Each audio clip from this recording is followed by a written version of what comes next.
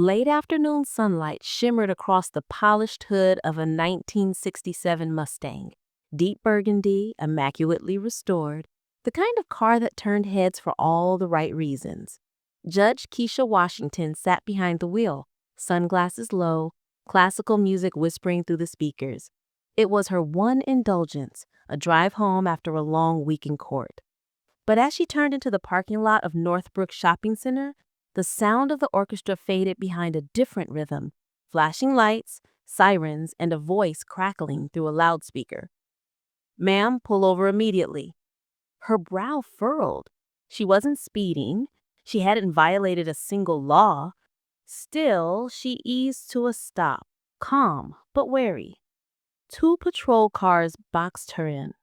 Officer Tom Mitchell, mid-40s, uniform crisp, confidence built more on authority than judgment, approached her window with a hand already resting on his weapon. "License and registration?" he barked. Keisha lowered her sunglasses just enough to meet his eyes. "Is there a reason for the stop, officer?" Mitchell's tone sharpened. "You were circling the lot suspiciously. We've had reports of car thefts in the area." Her voice remained level. "This is my vehicle, registered to me, a 1967 Mustang owned by Judge Keisha Washington." The word judge hung in the air, but Mitchell didn't blink. "Step out of the vehicle." Keisha exhaled slowly, years of courtroom discipline helping her maintain composure.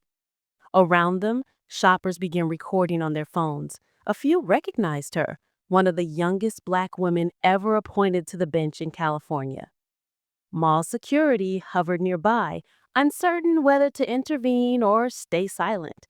The scene looked tense, an officer's suspicion colliding with quiet dignity. "Officer," she said, her tone calm but authoritative, "you are detaining a sitting judge without probable cause. I am asking you, under California law, to state the legal basis for this stop." Mitchell hesitated. His partner, Torres, more observant, shifted uneasily. "Tom," she murmured, "maybe we should—" "Stay out of it," he snapped. He reached for his handcuffs. Gasps rippled through the gathering crowd. That's when Mrs. Dorothy Hayes, retired courthouse clerk, respected elder, stepped forward. "Officer Mitchell," she said firmly, "that woman is Judge Washington. You're about to make a career-ending mistake." Mitchell ignored her. "Ma'am, step back or you'll be detained for obstruction." Torres finally spoke louder. "Sir, she's right. That's Judge Washington." Mitchell froze.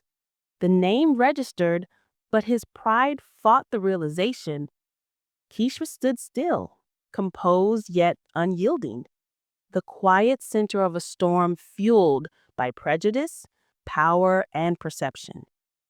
Within minutes, the parking lot had become an audience, phones raised, voices whispering, eyes wide. The situation had shifted from a routine stop to a national moment waiting to explode online. Judge Washington looked at the officer and spoke evenly. "Officer Mitchell, I suggest you call your sergeant immediately."